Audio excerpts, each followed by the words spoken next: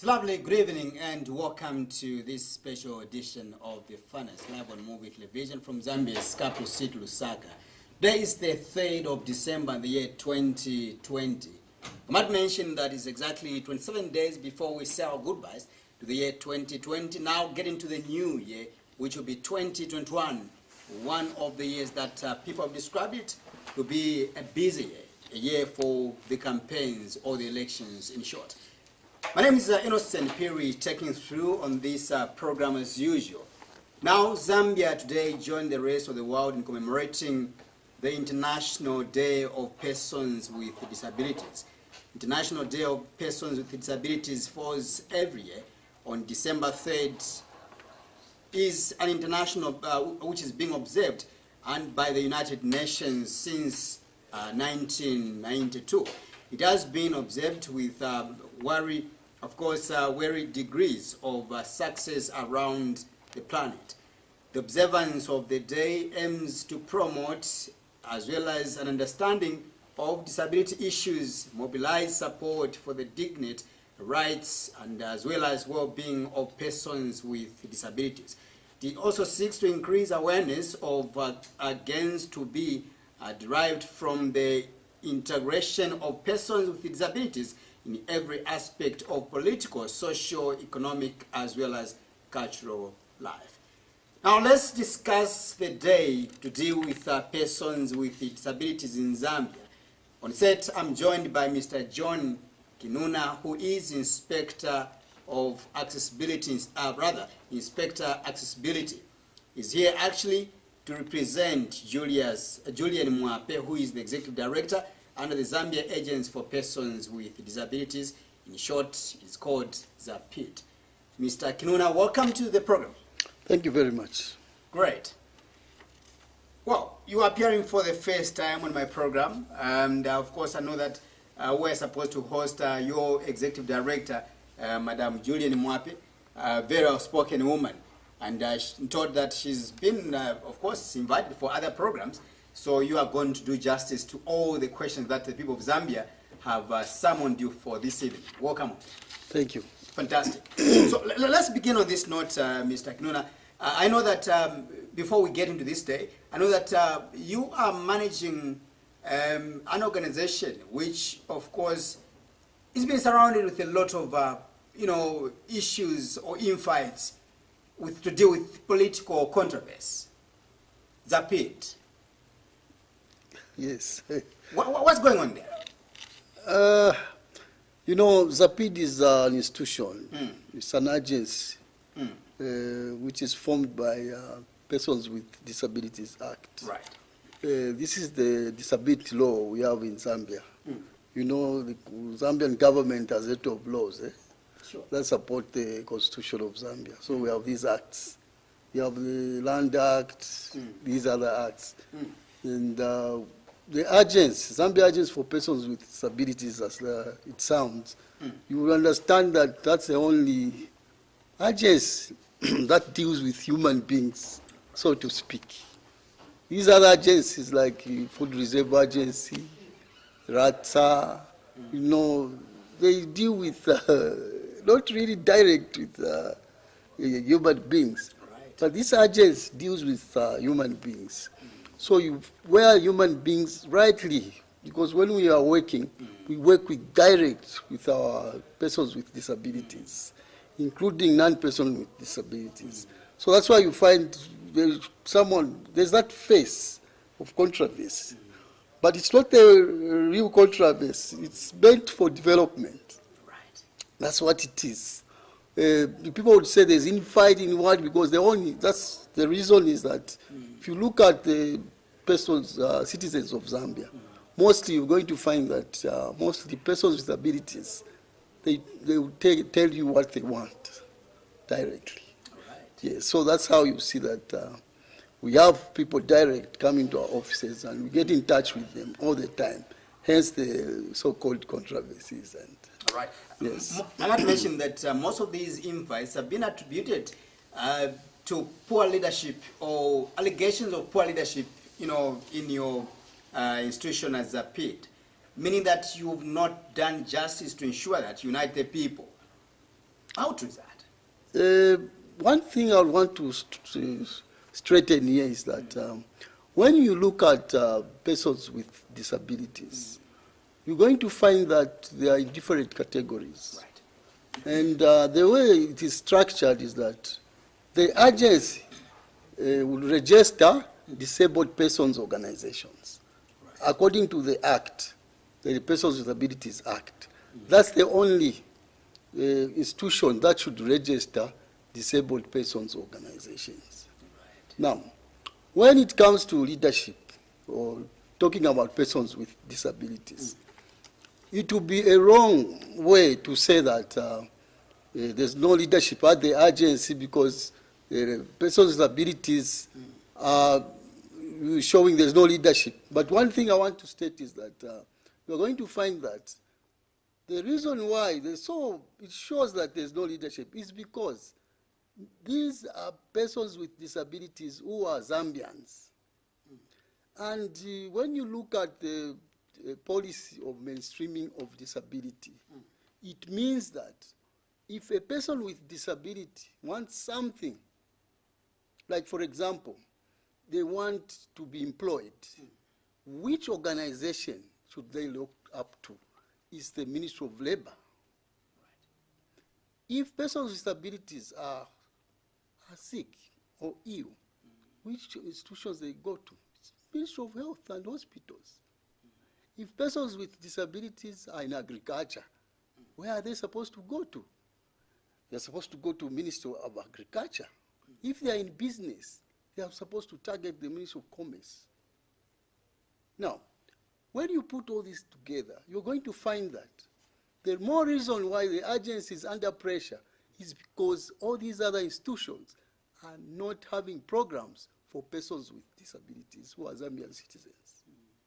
So to me, I would tell you that it's something that you should say is theory. It's not so much practical that yes, there's a crisis, there's this. No, it's because people think that every person with disability should always go to the agency. It's not right. These are Zambian citizens who are supposed to share the national cake. That's why these ministries were established, so that at the end of the day, they are able to serve persons with disabilities as well. So if we go into that direction, there will be no pressure at the agency. Right. That's why it's like this. Because, for example, when you go to the Persons with Disabilities Act, you find that the Ministry of Health is mentioned in the Act to provide assistive devices. They are not doing that. They want to push all this to Zambia Agency for Persons with Disabilities, which just receives a grant from government. So that's how it should be. If persons with disabilities were served properly by the ministries and other government agencies, you're going to find that all these divisions are not going to be there because everyone will be active, involved in what they are supposed to do. Just got nothing to do with poor leadership? No, it's nothing. Okay. It's nothing. It's just the pressure. Yes, because if they come to the agency and say, we want assistive devices, crutches, wheelchairs, the agents at that moment, if they don't have the money, they'll be able to, they won't buy. So that to them will be a failure. That's how we look at this. There's nothing. It's just. I remember at some point, yes. You know, some of your members rose against you. You know, your leadership was rejected by people like self-proclaimed Goodwill Ambassador Elijah Ngwale, among others, that didn't recognize your executive, your leadership. Have you reconciled with such people? No, let's put it this way. My understanding is that the Zambia Agency for Persons with Disabilities is an agency of government. Right. Now, when you talk about Goodwill Ambassador Ngwale, those belong to disabled persons organizations. Right. And the Zambia Agency, it's not elective, people are employed. We are all employed because we are supposed to... By the government. By the government. By the the government, the agency. So whoever is employed by the agency is going to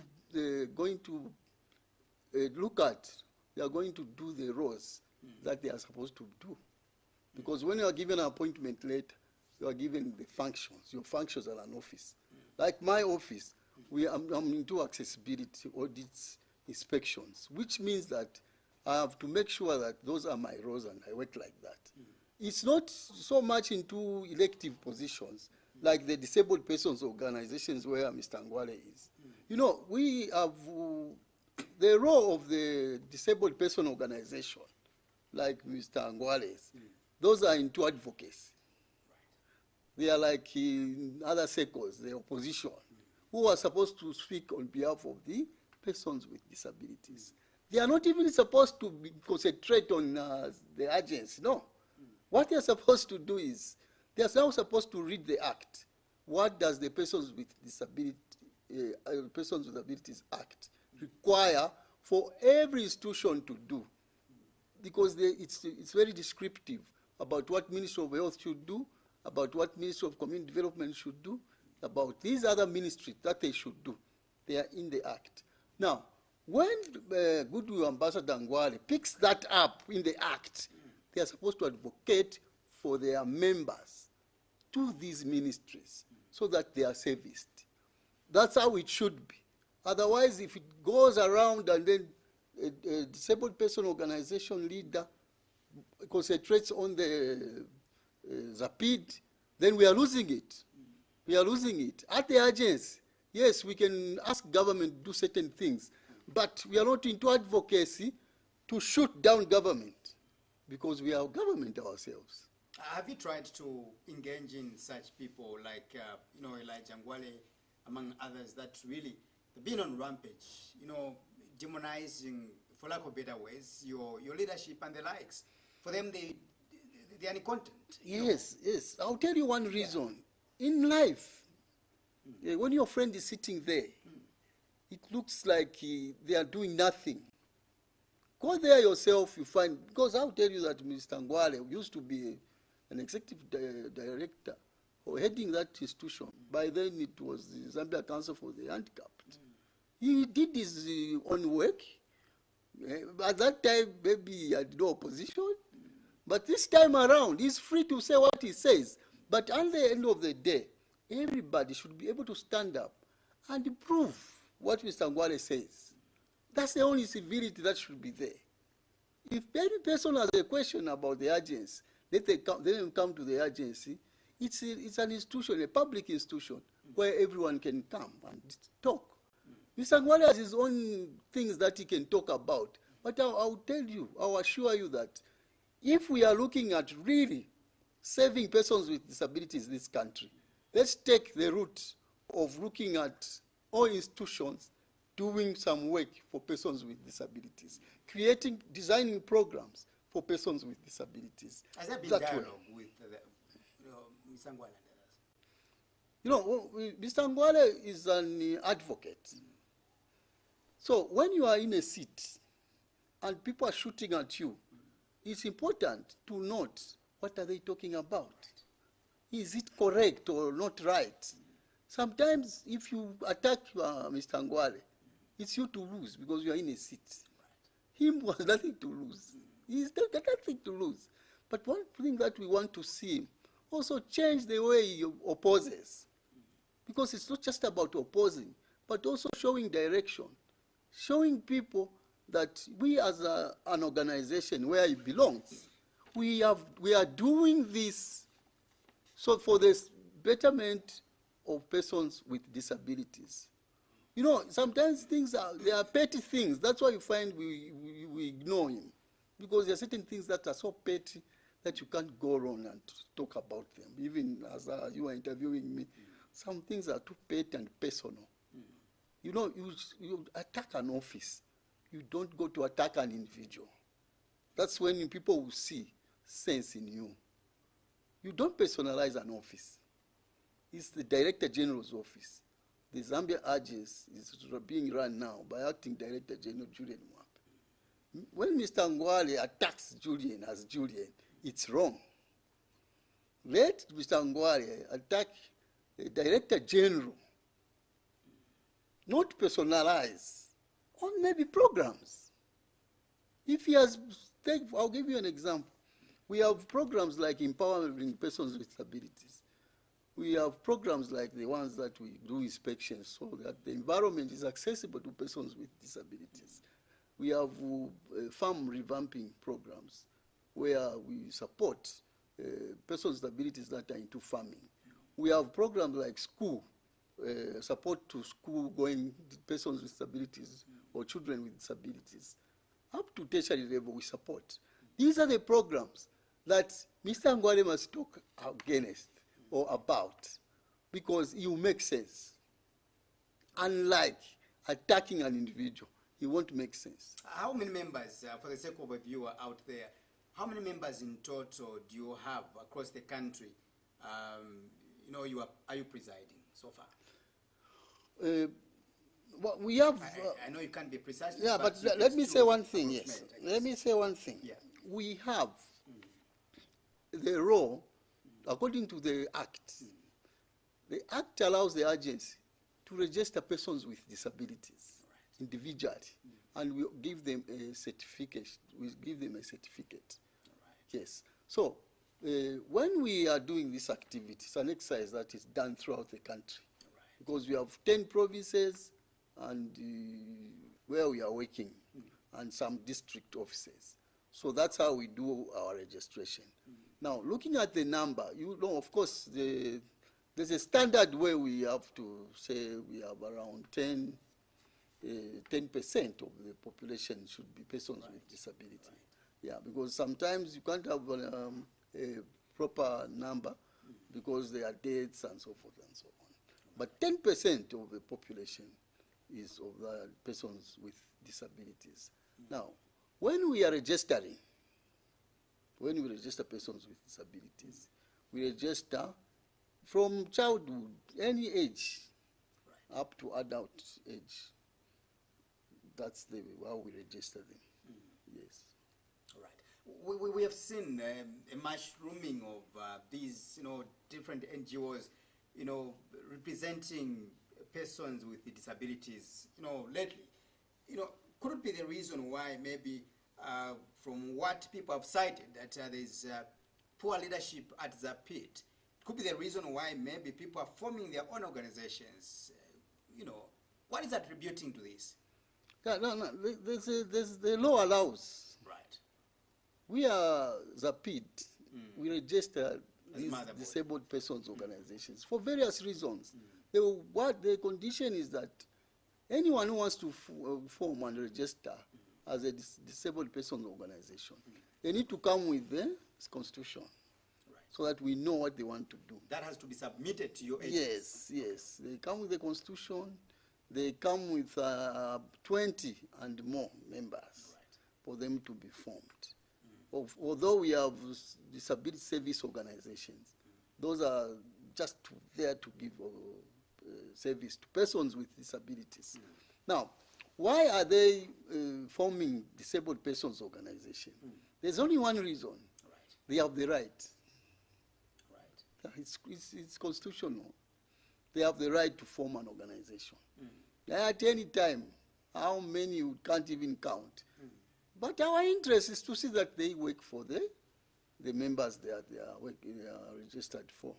So that's just our concern. Otherwise, they have the right. They can form as many disabled persons organizations as they want, as long as they are also following their objective. And you are comfortable with that? You have no problem with No, we have no problem. All right. Because that's their right. Right of assembly, right of freedom of speech. Yeah. Getting to issues of governance, Mr. Kinunda, in terms of governance, I want to find out what are some of the many pressing issues, the major pressing issues that your members are demanding for with regards to governance in this country. When you look at persons with disabilities, I want to assure the citizenry that they are the same with non-disabled persons. Right. The demands are the same. The demands are the same, except that when you are a person with disability, it's the environment that makes you disabled. For example, the Persons with Disability Act states that persons with disabilities are supposed to be represented at every decision-making committee or board. This is not happening. We have various boards in this country that you never find a representative from the persons with disabilities. They are going against the act. Everyone is going against the act. So when we look at governance, first thing first. Before you move on, yes. When you talk about representation at every organ or aspect of governance, yes. What do you mean there? Do you need somebody who is a person living with a disability to represent the others? A person like you, for example, who's got that, disability, aspect to go and sit and speak on behalf of your members or your colleagues and the likes. A person like me, I can't go there and speak on your behalf. What do you mean exactly? Yes, what we are saying is that persons with disabilities have different needs. Right. That a person who is not disabled cannot know. Right. That's why you find that it becomes expensive for a country to put up something. Then later on, they say, we forgot persons with disabilities. Right. The reason is that they are not sitting in the decision-making bodies. That's why we are saying, and the law, that's the person who was drafting that law, they included that to enable everyone to have the right to talk about who they are. For example, we are talking about women. We are talking about the youths. Today, women are on top of things because everyone is saying, no, don't leave a woman there. How about disability, which is even more complicated? A person with disability, today you can create or design a very nice building, put up a nice structure with nice stairs.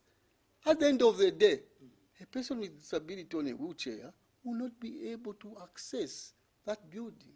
What have you done? If they were sitting in those decision-making bodies, they were going to say, don't forget about us. We are here. So that way, the country will run together without leaving anyone behind, as it is being stated.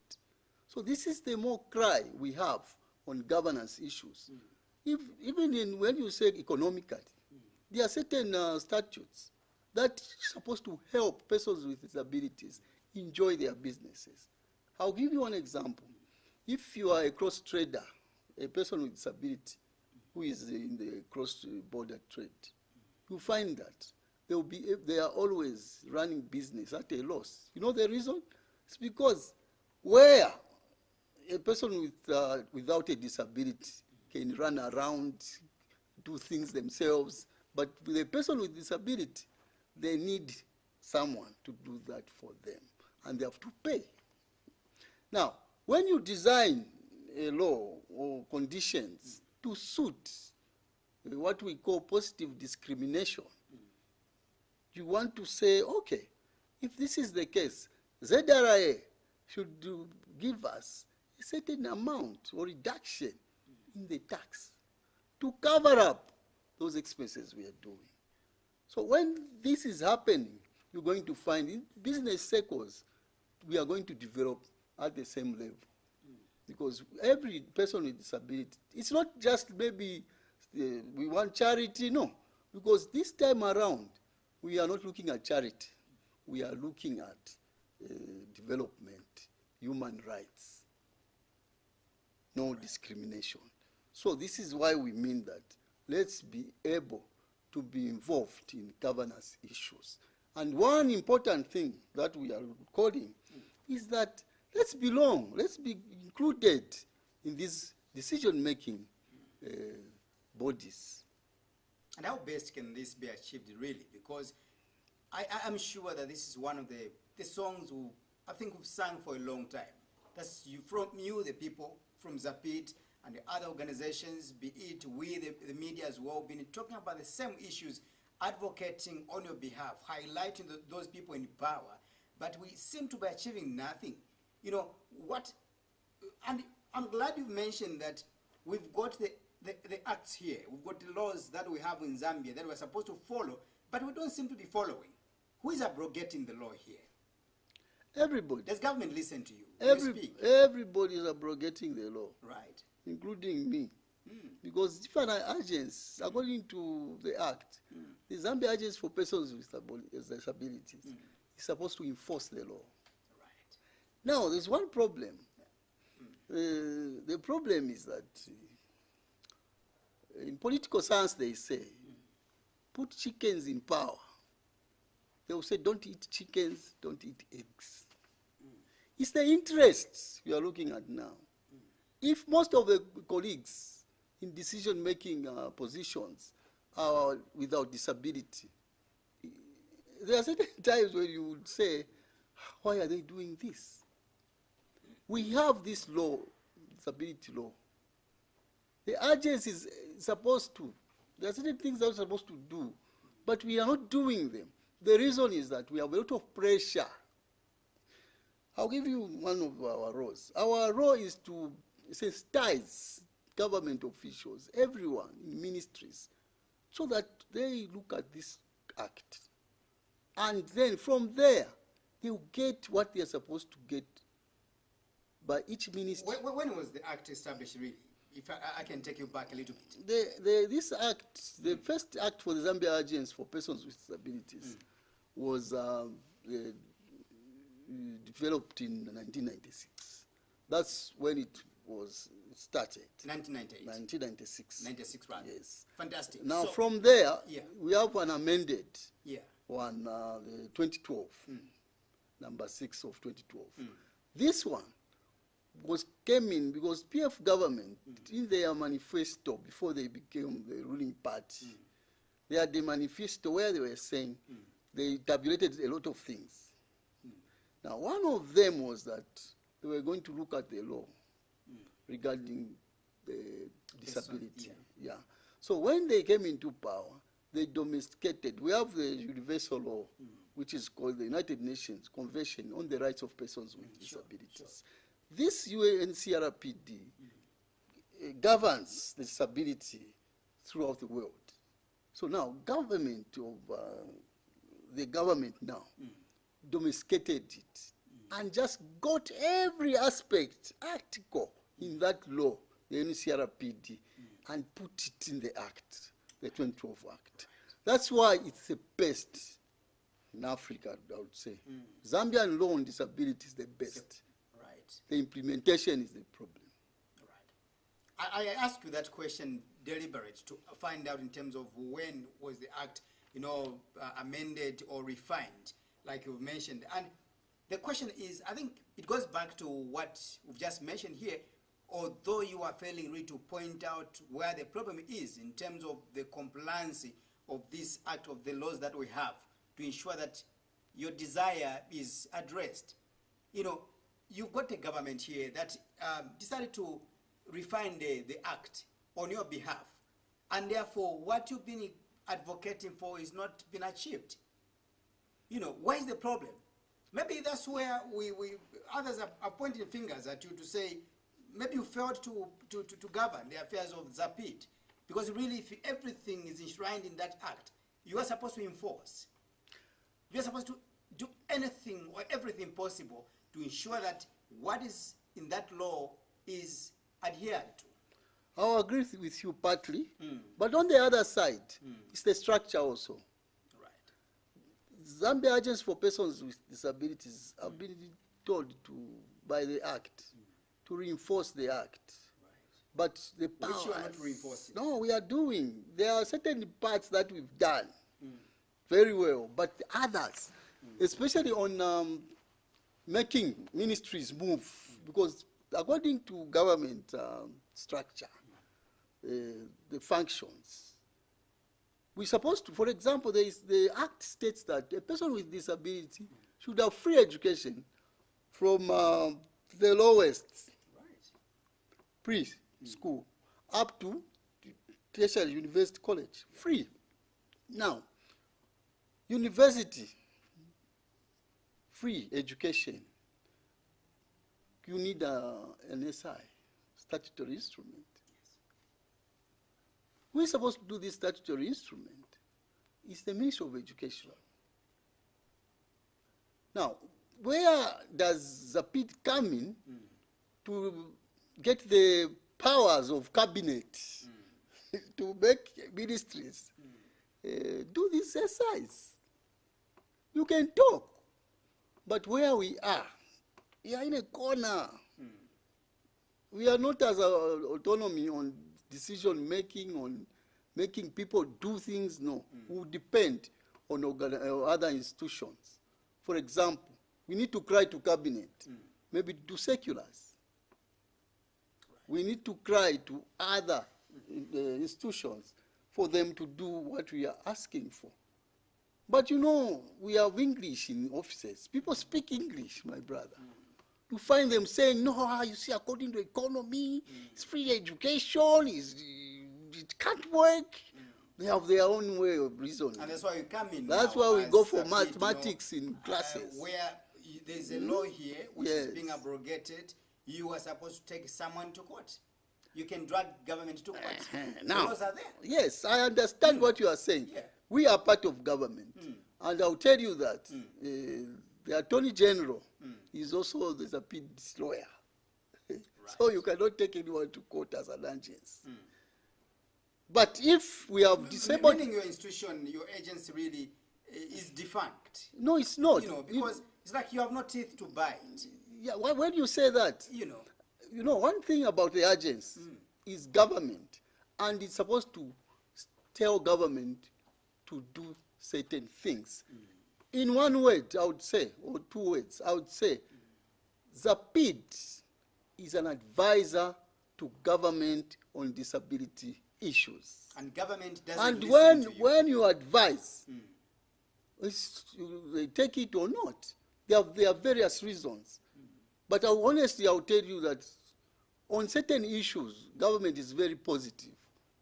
But we are still trying to tell them, can we do better on this one? For example, Ministry of Education, they have a lot of, they've put up a lot of programs that are benefiting the children with disabilities that are going to school.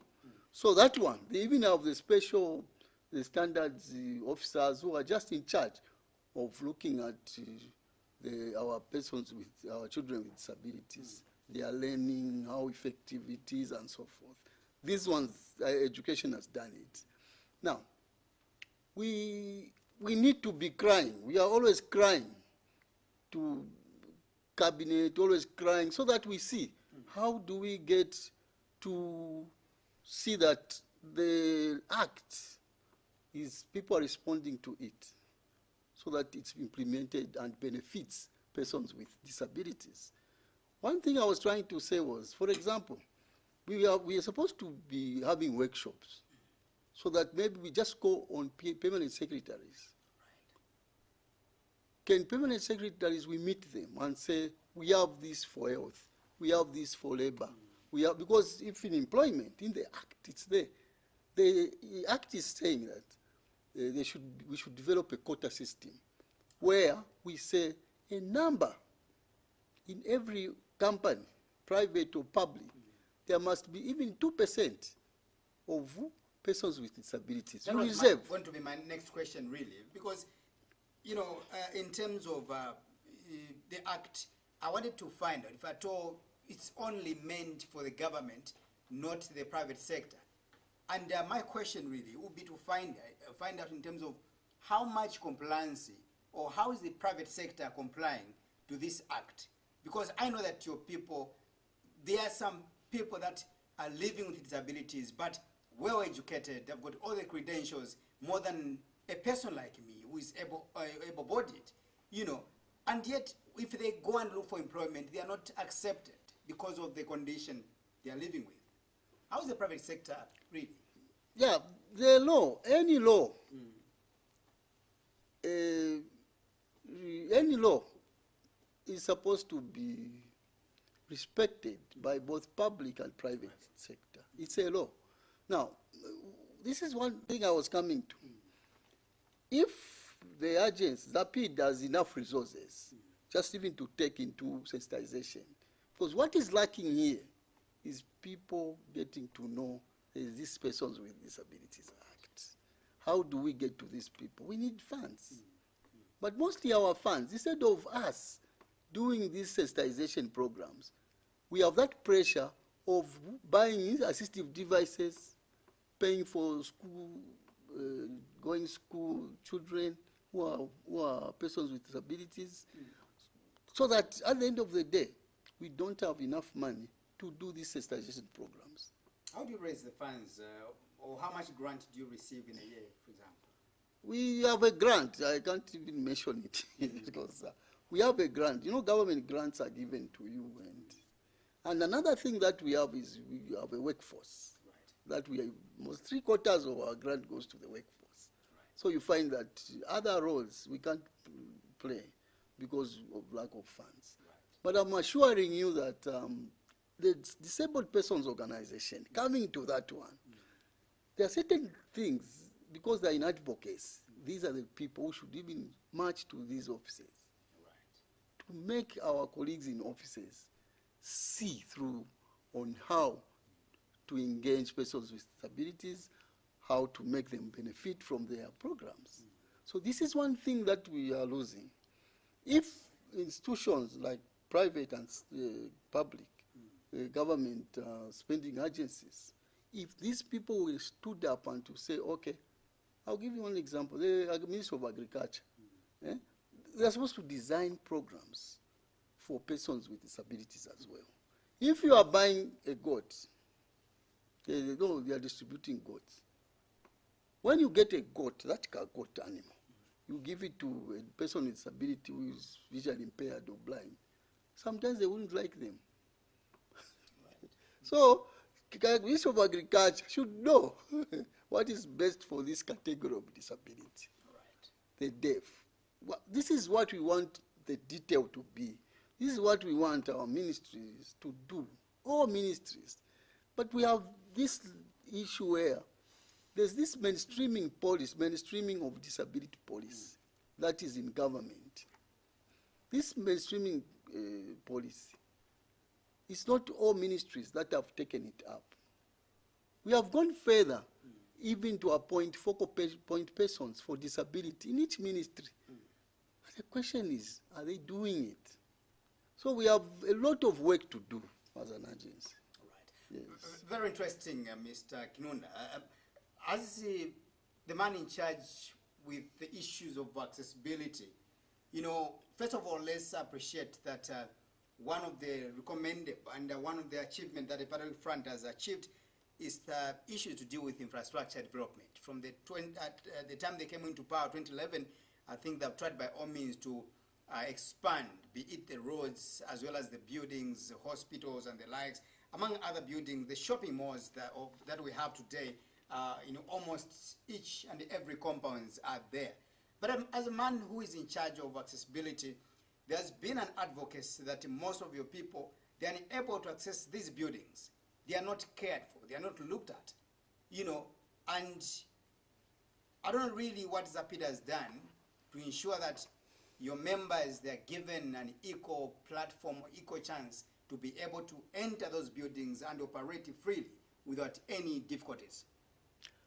Yeah, that subject is in my heart.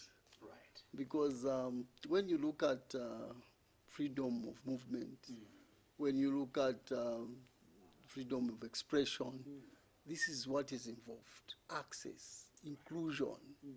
How can you include someone into something when they are not able to reach that point? You know, when we are talking about accessibility, we are just talking about the built environment or buildings. We're also looking at service. Yeah, because I will give you one example. A building can be so accessible, but inside service, how is it going? How are people treating various persons with disabilities? And I wanted to correct you. It's not persons living with disability. Right. It's persons with disabilities. Right. Fantastic. Yeah. So what it is that the infrastructure, the current infrastructure, you know, we have gone to councils now. Right. we are discussing with the councils, because those are the people who receive building plans. Those are the people who are able to say, start building. These are the inspectors who are going to see these buildings. So this is where we are. We trained some council staff in Zambia and in Mansa. They were very appreciative because we have the accessible standards we use for buildings, for services.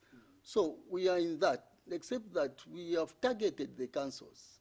Now, one thing I want to comment is our foreign contractors. They are very good at observing these standards. The problem is the local. We've been talking with National Construction Council. We need to see them standing up, making sure that these people have the knowledge of universal design. When we say universal design, we mean that everything you're building now should have should be universally designed for any size of a person, so that you won't have a problem of adjusting when we go to inspect you. Because we tell you, can you adjust? And it's expensive. But once something when you're building something, let it be universally designed so that anyone can access. So this is where we are. We've started slow because we are, as usual, you need funds to go throughout and do things.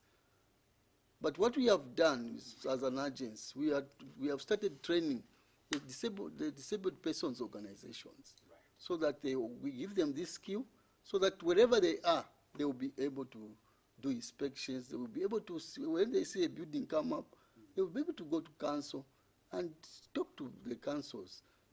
Is this building going to be accessible? It's at that level that we want them to be engaging, so that at the end of the day, one day we'll have all buildings accessible. All right. I want us to get into today's day, where you are commemorating the International Day of Persons with Disabilities. I will try to be careful on that one now. How significant is this day really on your side? This day is a very big day for us, because we want to remove the stigma people have on persons with disabilities. Right. When a person with disability is on the street, people would expect everyone to be on the street. That's not the case. We always tell people, no, we've seen able-bodied who are on the streets begging. It's not only persons with disabilities. It's the mindset.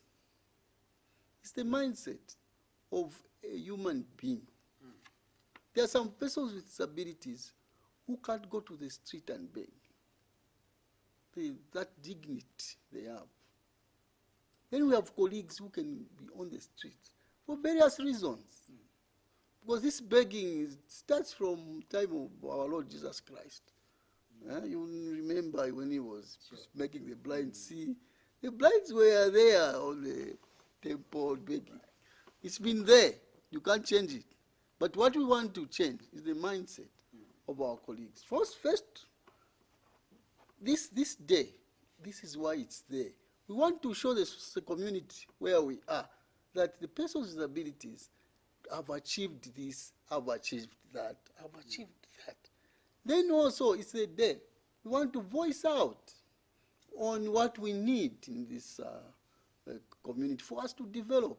Those days, we used to ask for fish all the time. But this time we are saying we want to know how to catch the fish. So this is where we are, and we want to make sure that we come out of the charity model. A charity model is where you look at a person with disabilities as someone who is suffering, vulnerable. Persons with disabilities are not vulnerable per se. The reason why we don't say that they are not vulnerable, because they can't continue in the vulnerability circle. One day they should come out when they are developed. This is what we want. We shouldn't be one stage to say, no, you are vulnerable. No. Persons with disabilities, what we need is to make us move, make us, help us do what we are supposed to do. And in these circles, we call it rehabilitation. When I get this person, when I'm amputated, I become a person with disability. I'll ask for aid. Yes, these are prostheses that will make me start walking again. I'm rehabilitated so that I'm able to do maybe what I continue doing what I was doing. If I was driving because I've been given those, then I'm able to drive again. This is where we are. And this is why this day is very important, because especially now that the theme for this year was that we look at where are we coming from with COVID-19. We need to be included. We need to access all programs, included in all programs, even during the post-COVID. Right. Because during the COVID issue, during that time, we had issues. If they tell you you are a blind person, they tell you no, it should be 1 meter apart. Now, if you have a guide, someone guiding you, is it possible? So we need to design the preventive measures for every category of persons with disabilities. How are the messages coming? So you would confess that that time it was very difficult for you to observe social distancing 1 meter apart? Yes, it's not normal. Even the person pushing the wheelchair user, how can you push? Are you going to use sticks so that... So there are a lot of... But you know, when programs were being created, people forgot about those. Right. You know, sanitize. Yes, sanitize. 1 meter distance. So, you know, they didn't know that there are certain categories of the Zambian citizens who cannot manage what you're talking about. Then they are not going to be there. But one good thing is that even in our circles, you look at independent living, because that is our role. This is where we want to go. Every person with disability should be independent. Let them live independently. You can leave them in a room. They're blind. They are taught how to make tea, to wash. These are the things that we strive for. That's why we have rehabilitation centers like the Chilenge for the blind.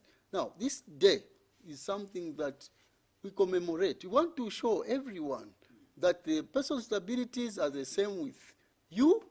The only difference is that it's you, the environment, that makes us disabled. If you put a barrier, then I'm disabled. So that's the definition of disability, Muchizungu, UN circles. They say it's the environment that makes someone disabled. Otherwise, if the environment has no barriers, then no one will be disabled. We only get disabled if I can't climb a stair and go to top where you are. Then I'll be disabled. This is what it means. Right. Yes. I'll make an attempt to ask the question that you've partially preempted with regards to most of your people that are found on the street. And you've taken me to, the Bible, where you've mentioned that even during the time of Jesus, beggars were there. Because I wanted to bring this to attention, that what would be the main cause or the main reason why most of your people or the majority citizens that are on the street right now are those living with disabilities? Persons with disabilities. Persons with disabilities. Yes, I like that. Thank you. Now, let's say one thing here. Every person has a background. Right. And when we interview, you are journalists, one day just interview them. Where are they coming from? What is happening? There are certain things that have caused them to even come into Lusaka to start begging. Sure. I'll give you one example. There was a time, 2012. There are certain things we learn. We learn lessons all the time. There was an announcement that, no, let's give persons with disabilities some money. So they started with Lusaka. No, they started with Lusaka. And it was news. No, government is giving persons with disabilities money. So those from far-flung areas heard it. And they traveled. So others couldn't go back. That's why you find others are here. There are certain reasons why people on the street begging. Not that they can't get help from ZAPD. Yeah, but you know, the one Not good, that there's no leadership, there's no hope at the agents. ZAPD has limitations, and we can't cheat ourselves. Government has a limit where it ends. As I said earlier on, we said, let's give skills to people so that they're able to. But of course, we have also our colleagues in different types of age. You find that others are too old, they can't do anything. Those are the people we call social welfare case. They're supposed just to be taken care of. Then we have these young ones who are on the streets begging, persons with disabilities who are young. Those are the people who are supposed to be given skills and empowered. No, now the issue is that ZAPD is empowering persons with disabilities. We have this program and it's been running. The only thing is mindset. In 2012 also, there's a time when we took our colleagues back. We said, can you go back to your villages? And they agreed. We got buses. We got funds. We said, okay, this is 4 million kwacha. You're supposed to go and sit, do something. Now, for the first 3 months, we are going to be giving you money for your stay. Your stay. No, that was just for the stay, 3 months. As now, capital is different. But one thing that surprised us was, you take them, they use the same money to come back. So now we learn lessons. Oh, this cannot work. And others would do, one time they would just come out and say, no, you are sitting in luxury places, so eating sausage. You want to take me to a village where there's no water, tap water. They said no, they came back. So we've learned lessons. The lessons we've learned is that what do we do now? That's why we are supporting education support to all children with disabilities, so that as they grow, they are able to be able to get work or employ people. They will do businesses. This is what we are, where we are going now. It's unfortunate that we should learn where we're coming from, because most of the persons with disabilities those days, when stays, most of them who were young children that time never went to school. So that's why you find them, most of them cannot get decent jobs, cannot do anything. But people, others, we had programs with NORAD where they opened up some centers throughout the country, where others were taught skills in agriculture, tailoring, and radio repair. So that's why you find, if you see some persons with abilities have stands where they are. I tend to believe that some of these are coming from well-to-do families, you know, but have chosen to go and stay on the streets. Yes, there's done a number of stories in that regard. Yeah, I agree with you, because there are certain people that don't want to stay with persons with disabilities. There's this stigma. They already shouted at, you, what are you doing? Finishing our food, get out. So it makes someone go and live in places where they're not supposed to live. But also, there are a lot of factors surrounding this topic or issue. Right. Let's move on now to the issues. I know that we need to be winding up, but I will not let you go not until we discuss the issues of, I know that next year will be an election year, and already we are living in a politically charged environment already. And the question to you would be, are your members happy with the way the current leaders or politicians are conducting themselves politically? Are they safe? Yeah, our persons with disabilities generally are people that need peace, a lot of peace. And persons with disabilities, because of their experiences in what they've gone through, they always know when you are lying. They will know. In government, when you look at politics in Zambia, mostly, we don't talk about developmental issues. It's about politics to see that, me, I will feed you when you are not going to feed me. Me, I'm supposed to give you free education.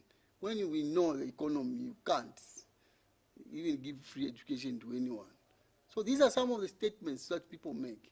But at the end of the day, we are always encouraging persons with disabilities to see to them for themselves who is where, especially political parties' manifestos. We've perused through these manifestos. Most of the politicians, the political parties, have no manifestos on disability. Right. Most of them, there's only one party that has a manifesto. That's PF. Right. These others, they have nothing. They can even challenge me even tomorrow. They have no manifestos on discussing disability issues. That's why you find and that. Where does it put you now? Where does this put your members? Because these are the same people that will come next year, you know, begging or pleading for votes. Yeah, because they And have. yet you've just confessed that in most of these, or should I say, in their manifesto, there are no policies that addresses the plights of your members. Yes, this is what is. What message are you giving to these political parties you No, just mentioned? let them come up with the promises written. The manifesto is a written promise. So that even if someone came into government, you'll be able to challenge them. You promised us this. So when you have someone without a manifesto on disability, our members will be free to choose who is talking about them and who is not talking about them. So this is where we are.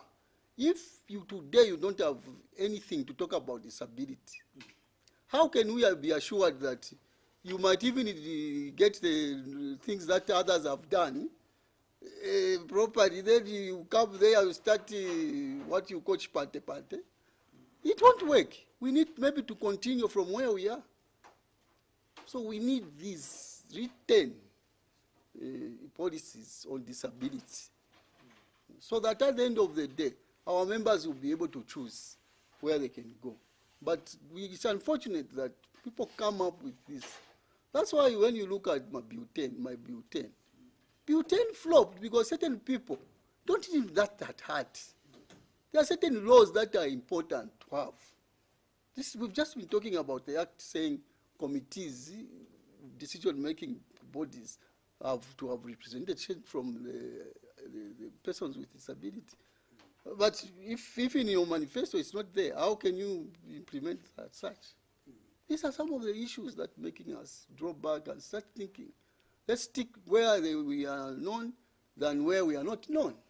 Yes. And in terms of the message, campaign messages, really, are the political parties that we have today, are they able to translate that message they give to the able-bodied persons and also be able to trickle it down to your members? You know, we know that there are people that can't hear, people that can't see, you know. How are they consuming that message from these politicians? We want to see campaigns that are all-inclusive. We want to see a campaign that will take care of everyone. If there are written issues, like for the blind, you need a braille issues come in. For the deaf, you need sign language interpreters around. Then we also need people participating in the actual political parties. We want to see this. But what we don't want to see is just, no, because people are crying, no, let us do these cosmetic issues. Cosmetic issues are not good. Let's see this connected to the governance of the country. If you are a political party, you want to form government, what is your message? What are you going to do for persons with disabilities? This is what we want to hear. If you are a political party, what are you going to do for these persons with abilities who want to come from poverty to prosperity? What is there for them? This is what we want to know. If you investigate and see that there are gaps, what are you going to do about those gaps? This is what we want to hear. Even at political rallies, we want to see accessibility there. You see, sometimes we want to go and listen ourselves from the leaders, political leaders. But you find that there is violence. You find that there's nowhere we can sit apart from dignitaries. Very respected. Because there's no order in a number of these rallies Yes. that are being held, Well, where a person like you, I think you're at risk if you went to undertake yes. it. So we want to see these people showing, okay, we have left this space for persons with disabilities. You are all seated, listen. This is what we want to see. So that at least we are also able to enjoy the political rights. Even in appointments or adoption, we should see so many. We have persons with disabilities, councillors, we have, but the problem is we wanted ourselves self-representation, like it's happening in East Africa and other countries, African countries. Uganda. That's a very critical issue. Are your members being adopted really when they apply to these political parties? There's a lot of stigmatization, Right. bad language.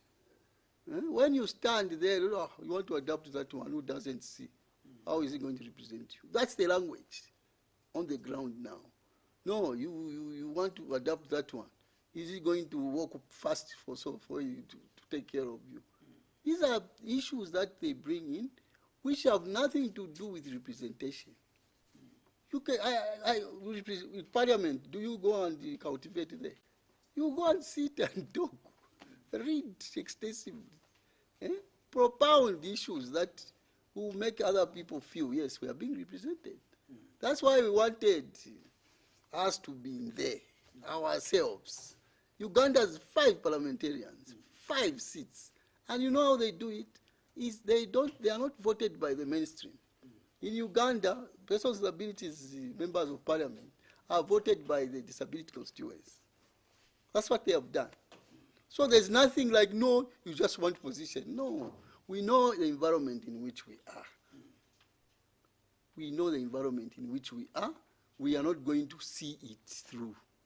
Everyone, even those that were campaigning against the Bill 10, we shall see how many MPs they will have who are persons with disabilities. That's what we are looking at. Yes, you said no, we don't, that is out. But you want to see how many persons with disabilities they are going to put in their, they are going to adopt so that they go into parliament. That's the challenge I'm giving them. We want to see how many persons with disabilities they are going to adopt. Then we say, yes, they were against Bill 10 for something. But if nothing, then we'll say, there it is. They don't take care of disability interests. This is where we are. So for you, they follow Bill 10, it's a blow. It's a very big blow. All laws are not the same. All laws. It's not everyone that will like laws. Can a thief like a law of saying when you steal, you'll be jailed? They can't. If they were in power, they would even say stealing is legal.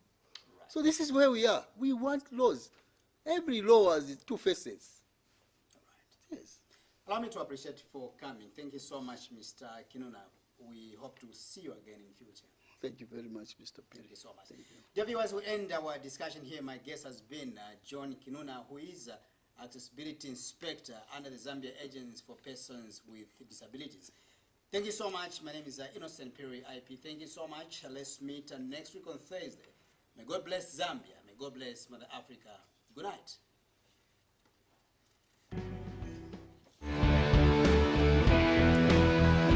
Yes, Abraham.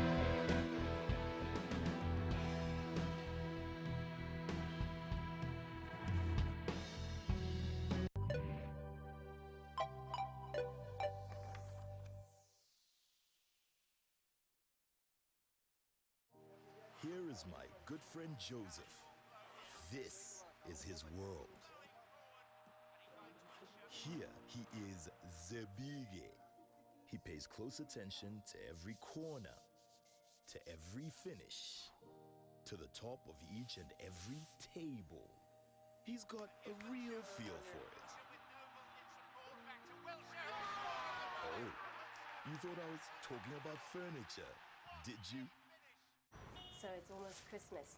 What would you like? A necklace like yours. Sure. Expensive taste, no?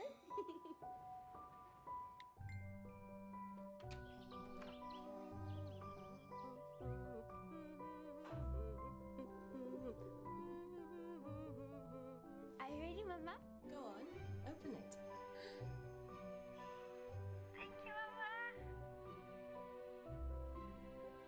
This Christmas, Mukuru will keep you connected to your loved one.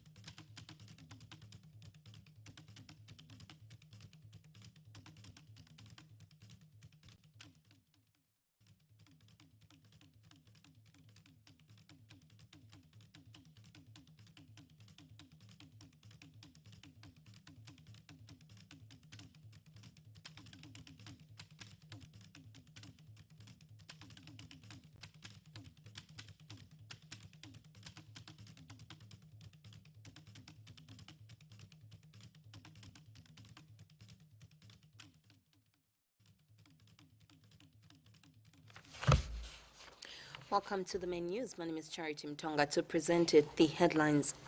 Congolese man defiles 9-year-old girl repeatedly. NAPSA explains why Chrisma hotel deal flopped. UPND youths want stolen registration kit to be scrapped off the ECZ system. Zambia commemorates International Day of Disability. And Lieutenant Nigel Mwaba, formerly charged with murder of Dr. Tasila Tembo. The details. Police are holding a 39-year-old man at Los Angeles Police Station in Lusaka's Kanyama compound for allegedly defiling a 9-year-old girl of the same neighborhood. The suspect, of Congolese blood, is said to own a grocery store where he is alleged to have committed the act on 3 occasions, as he would entice the juvenile with sweets and biscuits. The matter was discovered by the juvenile's neighbor, who noticed her limping in pain, and the matter was later reported to police, leading to the suspect being apprehended. Residents of Lusaka's Kanyama compound are appealing for stiffer punishments towards rape and defilement perpetrators. The residents